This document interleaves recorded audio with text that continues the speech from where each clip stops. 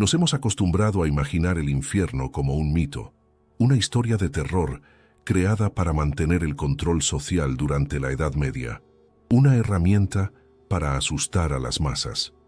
¿Y si los textos antiguos fueran en realidad una especie de documentación describiendo un fallo en nuestra propia conciencia? Vivimos en la era de los datos, donde la fe cede su lugar al análisis. No vamos a creer, vamos a verificar. Alimentamos el núcleo analítico de nuestro sistema Axioma, con más de 500 terabytes de información.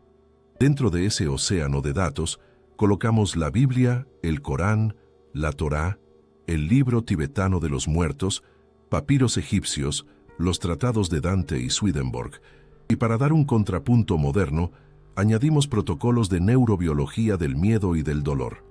La tarea dada al algoritmo era de una simplicidad brutal. Solo necesitaba encontrar las coincidencias. Si el infierno fuera apenas una invención, sus descripciones en culturas aisladas deberían ser radicalmente diferentes. Pero si fuera una realidad objetiva, una frecuencia específica en la cual la conciencia puede operar, el sistema encontraría patrones en común. Axioma los encontró. El resultado que la máquina nos entregó nos obliga a reconsiderar la propia naturaleza de la realidad. Todo comienza con una probabilidad. ¿Cuál es la posibilidad de que decenas de civilizaciones, separadas por miles de kilómetros y siglos de historia, crearan el mismo concepto con una precisión aterradora en los detalles? Axioma realizó un análisis transcultural y lo que encontró fue una conexión casi perfecta.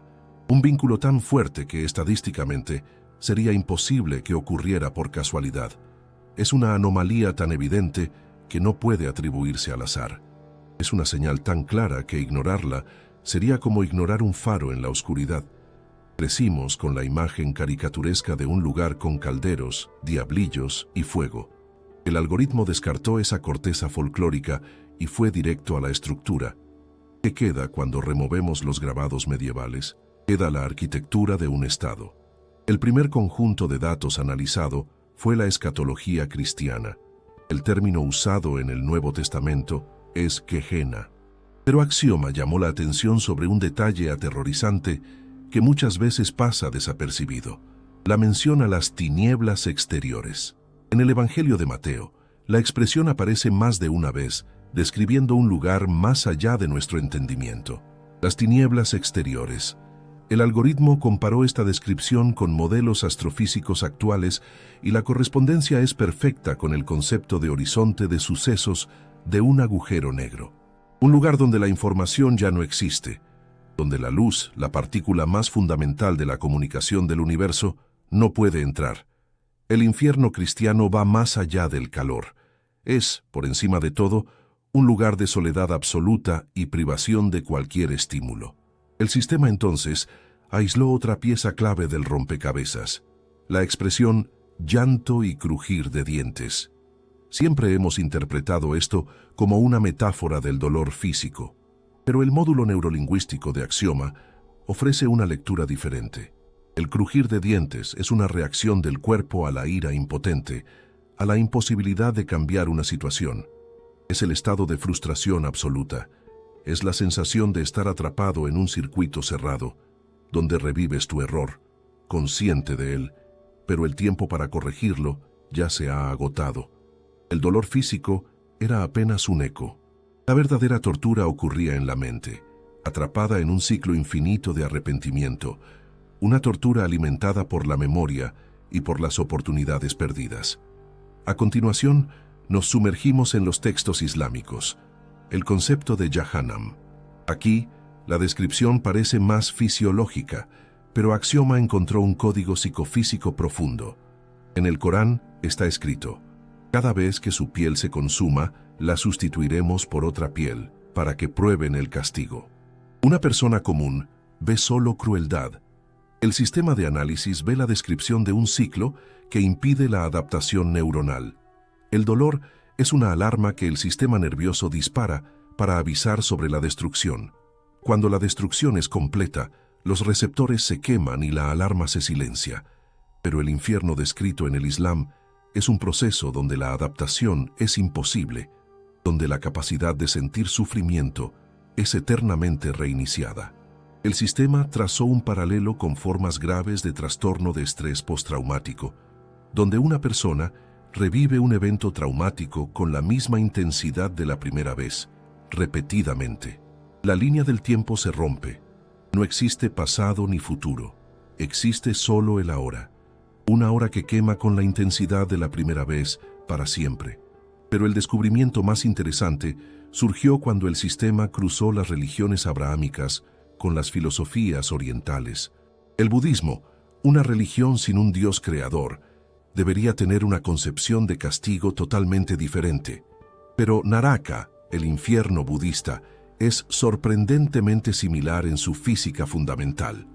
En los textos budistas se describen 8 infiernos calientes y 8 infiernos fríos. Pero la descripción traía algo inesperado: brío. El sistema notó que en el 9º círculo del infierno de Dante hay un lago de hielo, el Cosito. El ser más terrible no está en el fuego, está congelado. ¿Por qué el hielo? Axioma nos da una respuesta basada en la termodinámica. El calor es movimiento, es energía, es vida. El cero absoluto es el cese de todo movimiento. El hielo es el símbolo de la parálisis total, del estancamiento completo. El infierno es el lugar donde nada más sucede. Si el calor quema y renueva el dolor, ¿qué haría lo opuesto? ¿Qué haría el frío absoluto? El hielo es la conservación del estado. Si el calor es la agonía del movimiento caótico, el frío absoluto es el horror de la parálisis. Es la fotografía de tu alma en su último instante, transformada en una estatua de hielo para la eternidad. Si moriste con la conciencia llena de odio, ese odio se congela en ti. Ya no puedes cambiar. Estás atrapado en la cámara fría de tu último momento, reviviéndolo sin fin. El análisis de los mitos de la antigua Grecia añade otra variable a esta ecuación: el Tártaro. Es la historia de Sísifo, condenado a rodar una piedra montaña arriba, solo para verla rodar hacia abajo cada vez que llega a la cima. Es el destino de Tántalo, con agua hasta la barbilla y frutas sobre la cabeza, incapaz de saciar su sed o su hambre. Lo que unía todas estas imágenes era un patrón que Axioma identificó como una recursión infinita y sin sentido, un círculo vicioso. Mientras estamos vivos, nuestra mente es como arcilla húmeda. Puedes moldearla, añadir más arcilla, remover partes, aprender, evolucionar. La muerte, según las conclusiones del sistema, es el momento en que esa arcilla se endurece permanentemente. Tu conciencia se cristaliza. Si había un fallo fundamental en tu estructura, un ciclo de envidia o de agresión, ese ciclo se convierte en tu única y eterna realidad. No te conviertes en Sísifo porque un dios decidió castigarte. Te conviertes en Sísifo porque tu propia mente se quedó atrapada en una tarea sin solución y ahora no puede hacer nada más. Con base en todas estas fuentes, Axioma generó una tabla consolidada. El sistema destacó 4 marcadores universales del infierno, presentes en el 99% de los textos estudiados. El primer marcador es el aislamiento. El infierno siempre se describe como un lugar donde los lazos entre las almas son cortados. En el paraíso, las almas están conectadas en comunión. En el infierno, cada uno está encerrado en su propia celda. El filósofo Jean-Paul Sartre dijo que el infierno son los otros, pero el análisis de los datos muestra que la verdad es aún más sombría. El infierno es la ausencia total de los otros. Es una pesadilla solipsista, donde solo existes tú y tus demonios. Y esos demonios, según el módulo de psicoanálisis del sistema, son solo proyecciones de tus propias cualidades reprimidas. El segundo marcador es la irreversibilidad del tiempo. En todos los textos, la eternidad del castigo es un punto central, pero Axioma sugiere que miremos el concepto de eternidad a través de los lentes de la teoría de la relatividad. La eternidad no es una cantidad infinita de horas, es la salida de los rieles del tiempo. En estados de estrés extremo, el tiempo subjetivo se dilata. Un segundo de dolor puede parecer una hora. Si la conciencia es privada de los relojes biológicos del cuerpo, un único momento de agonía puede subjetivamente durar miles de millones de años. El modelo matemático muestra que, cuando la percepción se acerca a una singularidad, el tiempo se estira hasta el infinito. El tercer marcador es el fuego y el frío, pero el análisis del sistema sobre el fuego y el frío va aún más profundo. El fuego es la entropía, el caos, la ruptura de todas las conexiones. El frío es la estasis, la imposibilidad de movimiento. Ambos son estados incompatibles con la vida tal como la conocemos. Son los dos extremos de una única escala, la escala de la ausencia de una fuerza conectiva, de una especie de gravedad espiritual que mantiene el universo cohesionado. Sin esa fuerza, o te deshaces en átomos en el fuego del caos, o te congelas en el vacío de la parálisis. El cuarto marcador es el colapso sensorial, o la oscuridad total, o un fuego cegador. O el silencio absoluto, o gritos ensordecedores. El sistema define esto como la pérdida de la capacidad de distinguir señales. Es un ruido informacional en su intensidad máxima. La conciencia no logra procesar el flujo de entrada, y esto causa el colapso de la identidad. Axioma entonces ejecutó una simulación. ¿Qué pasaría con una mente humana si fuera colocada en aislamiento total, atrapada en un ciclo con su memoria más dolorosa y con su percepción del tiempo estirada hasta el infinito? La respuesta del sistema fue inequívoca. El sujeto crearía para sí mismo un infierno personal que correspondería perfectamente a las descripciones de Dante o de los lamas tibetanos. La idea de un infierno geográfico, una caverna bajo la tierra, se desmoronó. Lo que surgió en su lugar era mucho peor, una configuración de datos de la propia conciencia. Y la parte más aterradora, según el análisis del sistema, es que tú estás construyendo ese infierno ahora. Cada día, cada pensamiento, cada acción, y los textos antiguos parecen estar de acuerdo en cómo las almas llegan allá. Nadie es arrojado al abismo por un dios sádico. Las puertas del infierno, como dijo el escritor Clive Staples Lewis, están cerradas por dentro. Es una elección. Es la inercia acumulada de una vida entera de movimiento. Si pasaste la vida moviéndote hacia el egoísmo, el odio y la separación, no puedes esperar que, después de la muerte, mágicamente des una vuelta de 180 grados. La inercia te llevará directo a las tinieblas exteriores. Si el infierno es una elección, una trayectoria definida por la inercia, ¿cuál es el detonante? ¿Cuál es el primer fallo? ¿El error inicial que da inicio a todo este proceso de colapso? Le hicimos a Axioma una pregunta directa. ¿Cuál de los vicios humanos es el más peligroso? ¿Cuál de ellos posee el mayor coeficiente de letalidad para la conciencia? La respuesta esperada sería el asesinato, la traición, la crueldad. Pero el algoritmo, después de procesar millones de terabytes de datos sobre ética, psicología e historia, nos dio una respuesta diferente y mucho más fundamental, señalando hacia la raíz de todos los fallos sistémicos, que era el orgullo. No se trataba del orgullo saludable que sentimos por un trabajo bien hecho. Es aquello que los antiguos llamaban soberbia. Axioma le dio un nombre técnico y frío a esto: el error fundamental de posicionamiento. El universo funciona como una vasta red neuronal, donde cada conciencia es un nodo, conectado a millones de otros por hilos invisibles. Energía, información y aquello que las religiones llaman gracia fluyen libremente por esa red. La condición para la existencia de la red es un protocolo abierto de intercambio. Tú recibes y tú das. ¿Qué hace el orgullo? Altera el punto de referencia. En su estado normal, la conciencia entiende: yo soy parte del todo. Bajo el efecto del virus del orgullo, el axioma se invertía pasando a decir que el todo soy yo. El sistema modeló el comportamiento de una conciencia con esta configuración, y el resultado es alarmante. En el momento en que un individuo se autoproclama el punto cero del sistema de coordenadas, comienza a distorsionar el espacio a su alrededor, como un objeto de masa descomunal. Todo debe girar en torno a él. Todo debe servirlo. Recursos, atención, las emociones de otras personas, todo es atraído hacia adentro, y nada escapa. En la astrofísica existe un objeto que funciona exactamente de la misma manera. Ese objeto es el agujero negro.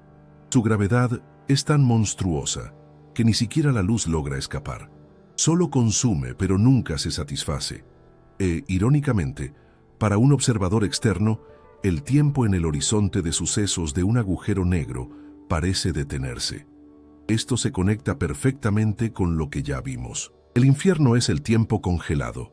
El orgulloso, con sus propias manos, crea alrededor de sí mismo un horizonte de sucesos que nada puede penetrar. Ni el amor, ni la ayuda, ni la verdad. En la biología, el paralelo es aterradoramente claro. En nuestro cuerpo existen células que deciden comportarse como orgullosas. Una célula sana obedece a las leyes generales del organismo.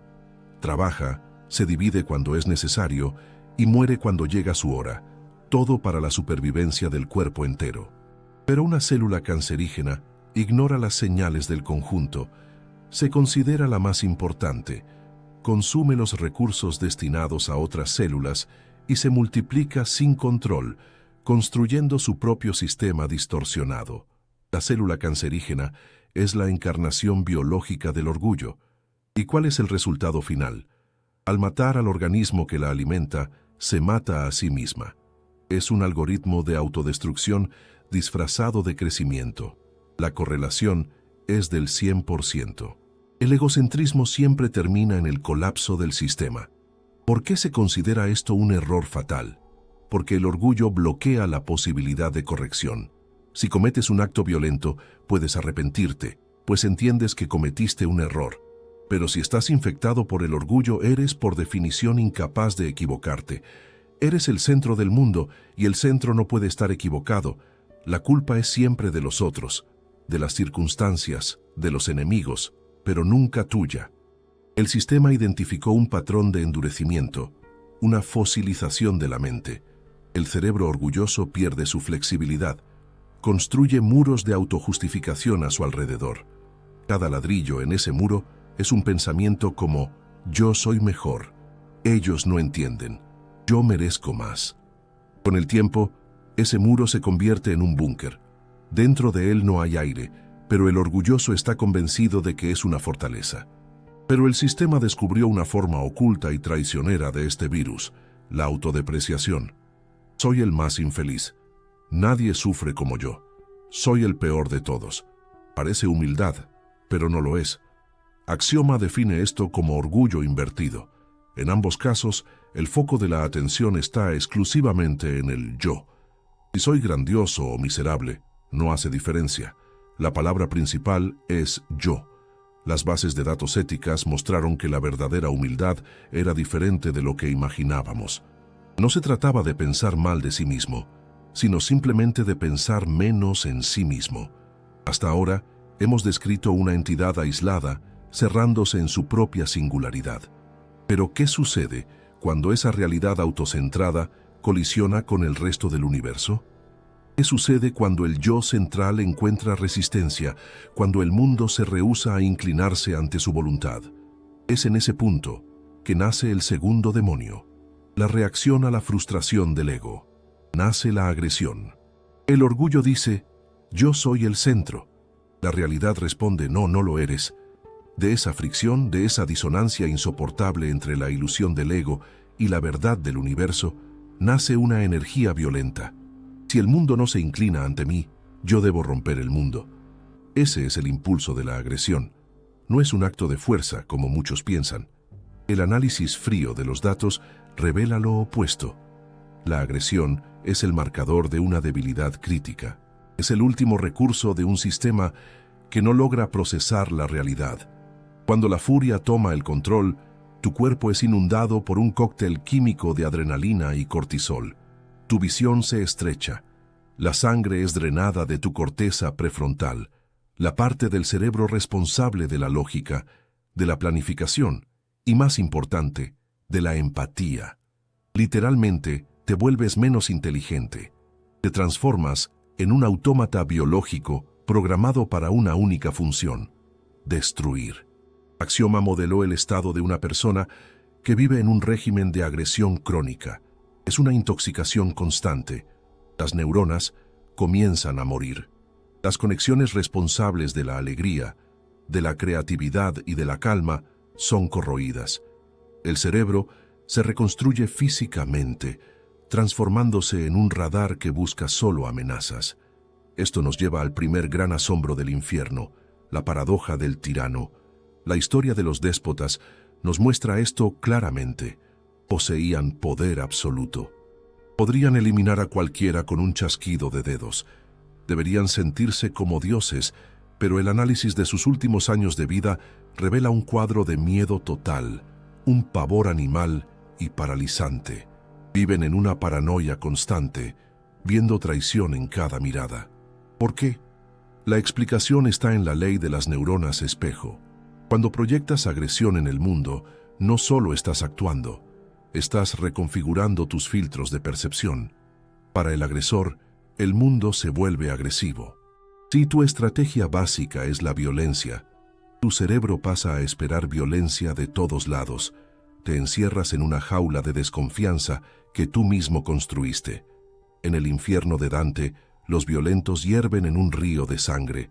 Esa es la metáfora perfecta para el estado de furia. Es una fiebre interna que quema a su portador por dentro. Se descubrió que el agresor no necesitaba ser castigado. Él ya era el propio castigo. Pero si la agresión es el intento de destruir lo que frustra al ego, existe otra estrategia: el intento de consumirlo todo para llenar el vacío que el ego siente. El agujero negro del orgullo siempre está hambriento. Necesita combustible, materia para confirmar su existencia. Así nace el vector de la avaricia. El análisis iba más allá del dinero, que es solo energía. El problema era un error fundamental de percepción, cuando se intenta llenar un vacío espiritual con objetos físicos. Es como intentar matar la sed comiendo arena. Analizamos la neuroquímica del deseo. Es un defecto en el sistema de recompensa de la dopamina. La dopamina no es la hormona del placer, sino de la anticipación.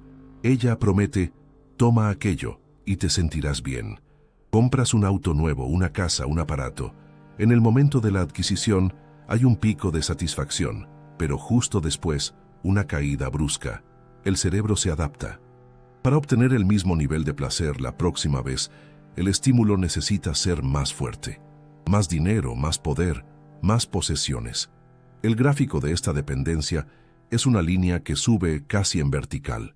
En cierto punto, los recursos del planeta se vuelven insuficientes para generar un pulso de alegría. Esa es la trampa biológica. En el nivel metafísico, la situación es aún más grave. El mito del rey Midas es un código preciso. Todo lo que tocaba se convertía en oro. El resultado: murió de hambre y sed, pues el oro no puede comerse ni beberse. La avaricia mata la vida, transformándola en materia muerta y sin propósito. Cuando miras un árbol y ves solo metros cúbicos de madera para vender, has matado al árbol en tu conciencia. Cuando miras a una persona y ves solo un recurso para alcanzar tus objetivos, la has transformado en una función. El infierno de la avaricia es un mundo de estatuas de oro, frío, metálico y sin vida. Es un coágulo en el torrente sanguíneo del universo. Y está el peso. Cada cosa que posees en realidad te posee a ti. Necesitas protegerla, mantenerla, preocuparte por ella. Tu mente se sobrecarga con el mantenimiento de tus bienes. La muerte es el momento en que la conciencia se desprende del cuerpo. Pero ¿qué sucede cuando el deseo permanece, pero el cuerpo, la interfaz para interactuar con la materia, desaparece? Imagina a un adicto en su crisis de abstinencia más severa. Solo que esa crisis es eterna. La conciencia del avaro después de la muerte es una sed pura y destilada. Quiere poseer, pero no tiene manos para tomar. Quiere consumir, pero no tiene estómago. Es la agonía de Tántalo, elevada a la potencia del infinito. Descendimos a través de las llamas de la agresión y del vacío de la avaricia.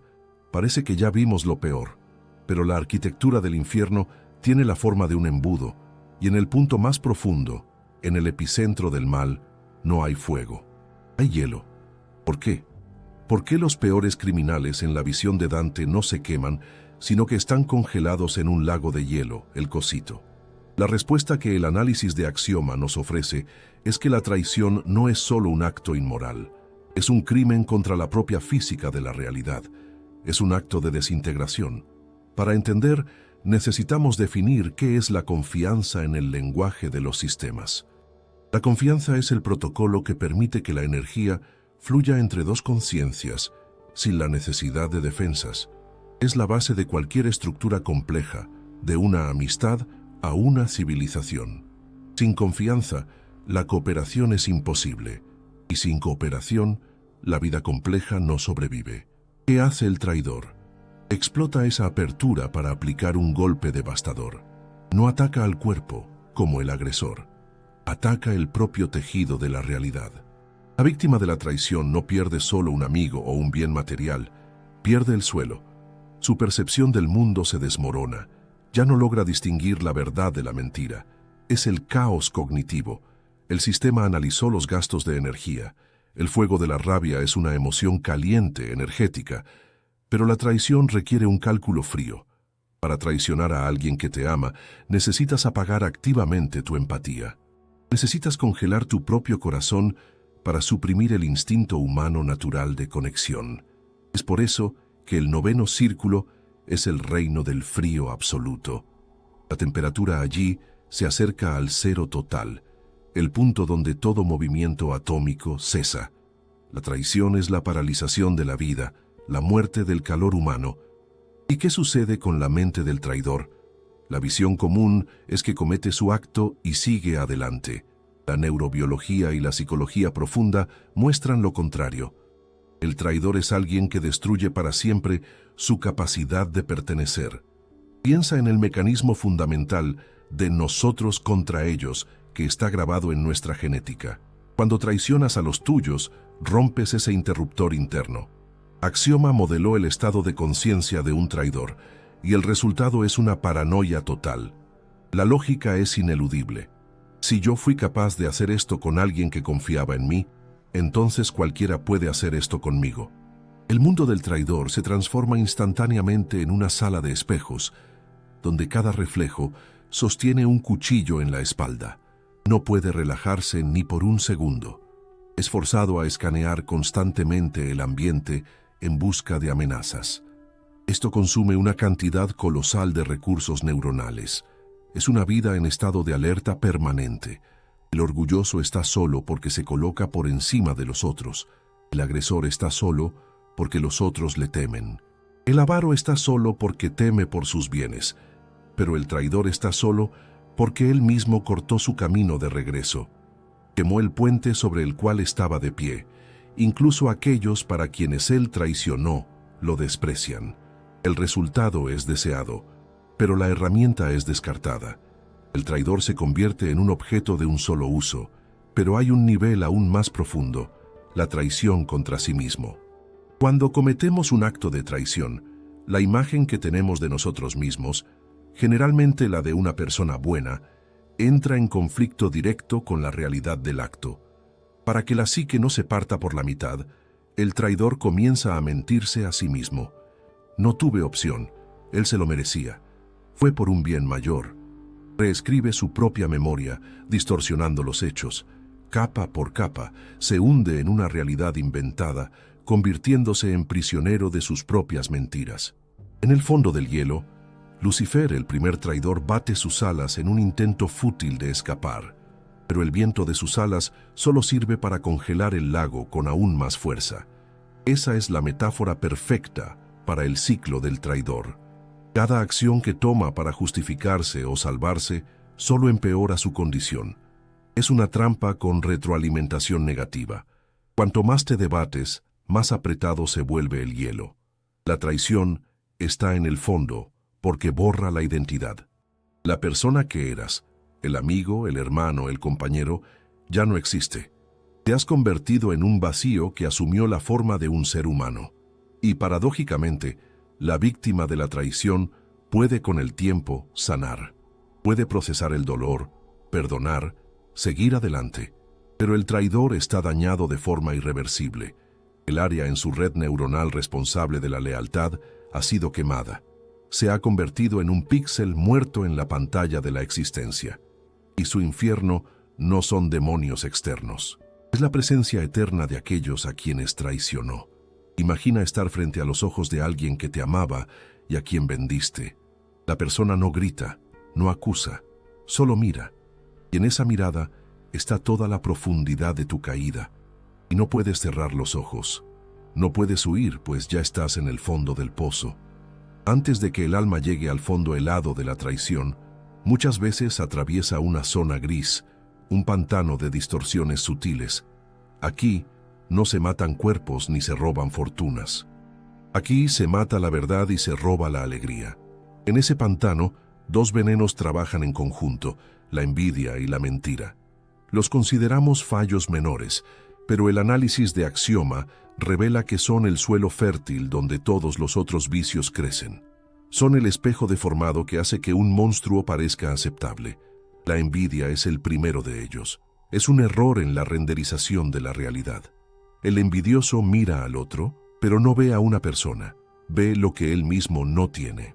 Imagina que tu conciencia es una computadora con sus propias tareas y recursos. La envidia es el proceso de gastar el 90% de tu capacidad de procesamiento para calcular las tareas de otra persona. El envidioso deja de vivir su propia vida para convertirse en un parásito mental del éxito ajeno. Un parásito extraño que no se alimenta de ese éxito, sino que se envenena con él. En su Divina Comedia, Dante describe a los envidiosos con los ojos cosidos con alambre. Axioma confirma: esa es una metáfora precisa. La envidia ciega. Cuando envidias, te vuelves físicamente incapaz de ver el bien. Solo ves la carencia. El ego del envidioso interpreta el éxito del otro como una ofensa personal. Es un juego de suma cero. Si él ganó, yo perdí. Esto crea lo que los sociólogos llaman mentalidad de cangrejo. Si pones varios cangrejos en un cubo, cualquiera que intente subir será jalado de vuelta hacia abajo por los otros. No para que los otros escapen, sino para que nadie escape.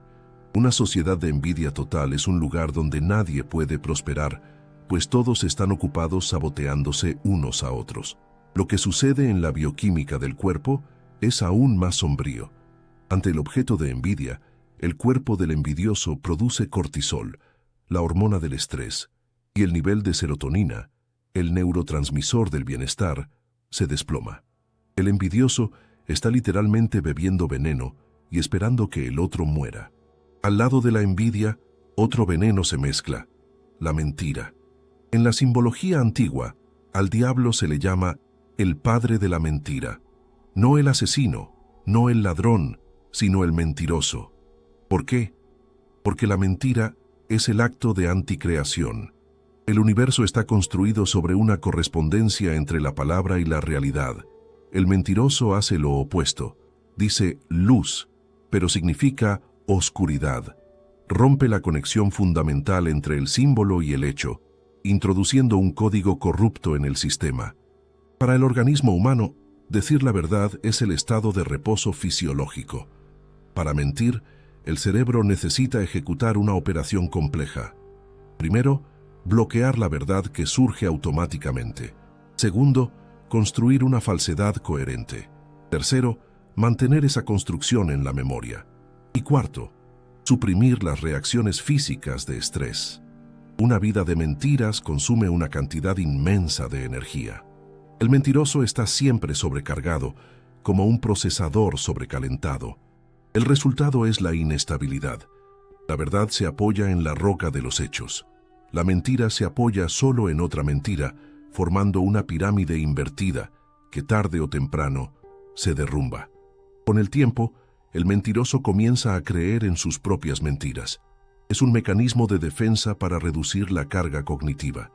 Pero la realidad no desaparece. Surge una fractura, una división en la personalidad, y por esa grieta, toda la fuerza vital se escapa. La forma más peligrosa de mentira es la calumnia, el asesinato de la reputación. El análisis muestra que, para la estructura del universo, la calumnia es equivalente al asesinato físico. Estás matando el cuerpo social de una persona, pero el boomerang aquí es instantáneo.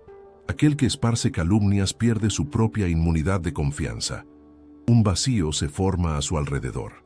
Las personas sanas sienten instintivamente el olor de la podredumbre y se alejan.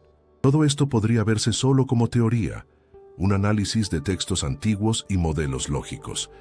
Pero el escéptico siempre puede decir, esto es solo teoría, nadie jamás volvió de allá. Eso no es verdad, ellos volvieron, y son miles. Alimentamos el sistema con miles de informes de experiencias cercanas a la muerte, pero filtramos las historias de luz al final del túnel. Nos enfocamos en el 15 a 20% de los casos que la cultura popular prefiere ignorar, las experiencias negativas. ¿Y qué encontró el algoritmo? No son alucinaciones caóticas. Existe una estructura clara y corresponde aterradoramente a lo que analizamos. El primer marcador es la oscuridad, no la ausencia de luz, sino una sustancia pesada, pegajosa, que tira hacia abajo. El segundo son las entidades, no demonios caricaturescos, sino sombras, formas grises que irradian puro odio. El sistema concluye que estas son visualizaciones de la energía negativa del propio individuo. O peor, el encuentro con otras almas de la misma frecuencia vibratoria. El tercer y más importante marcador es la revisión de la vida con retroalimentación invertida. La persona no solo ve sus acciones, siente el impacto que sus acciones tuvieron en los otros. Si humillaste a alguien, sientes el dolor y la vergüenza de esa persona. Todo el dolor que generaste te es devuelto de una sola vez.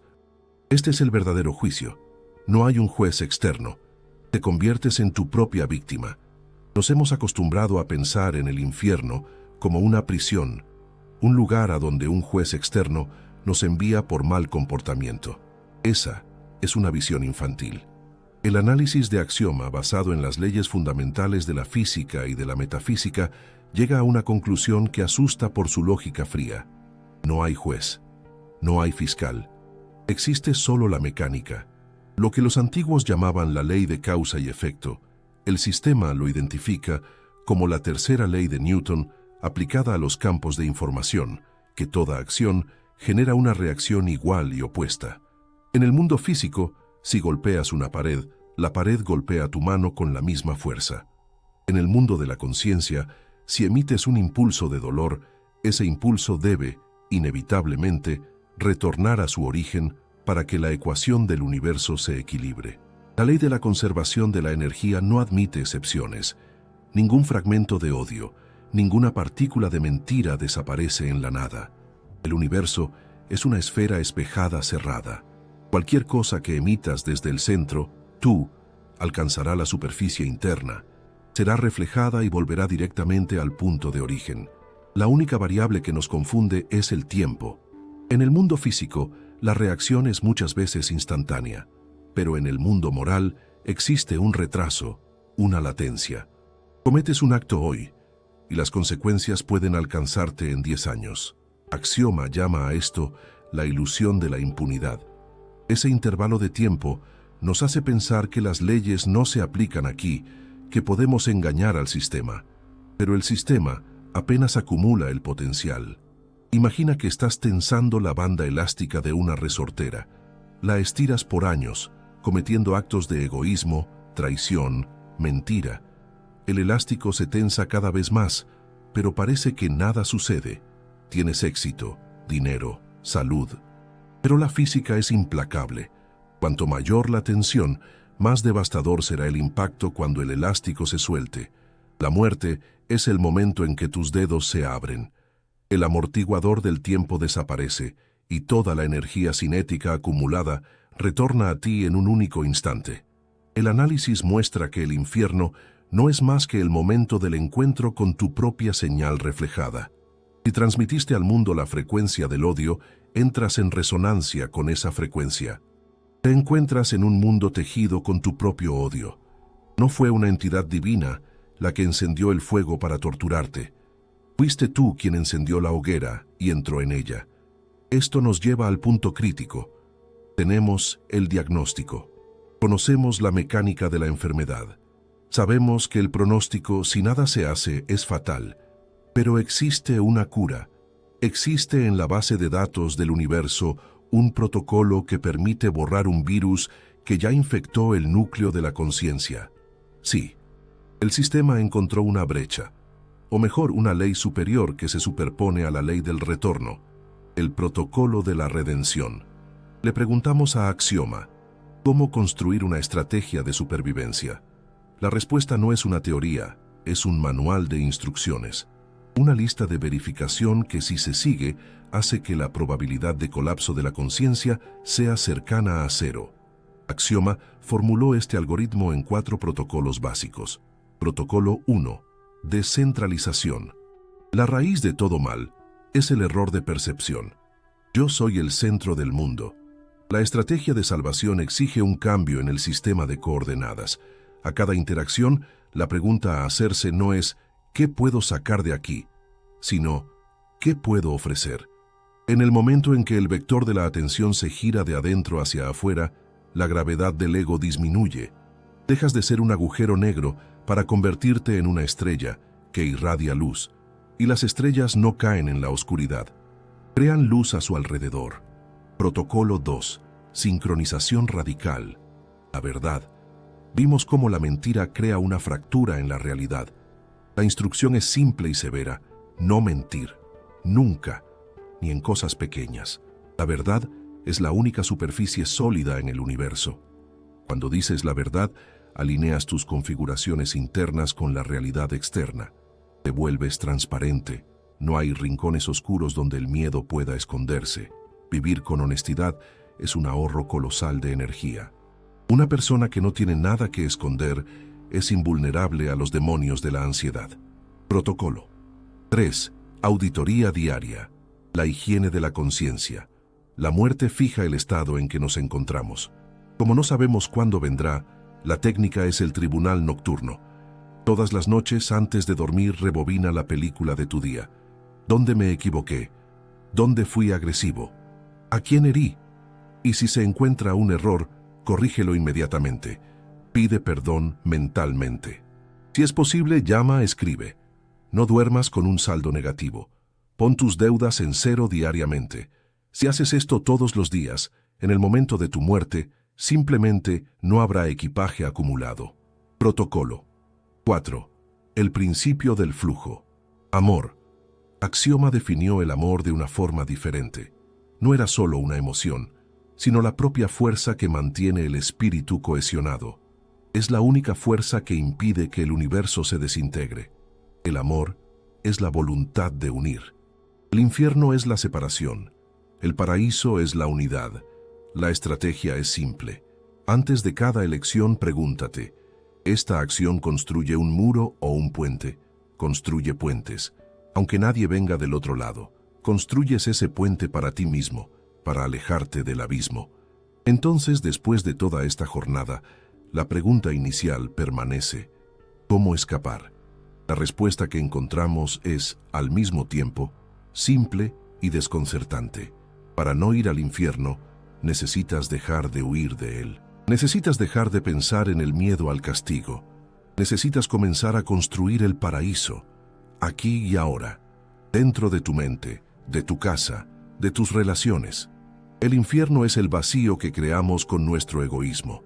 El paraíso es la plenitud que creamos con nuestro amor. El análisis está concluido. Los mapas de los campos minados están en tus manos. Las instrucciones para desarmarlos también. No hay más excusas. Ahora lo sabes.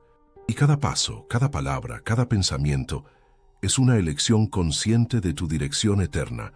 La puerta está abierta. La elección es tuya.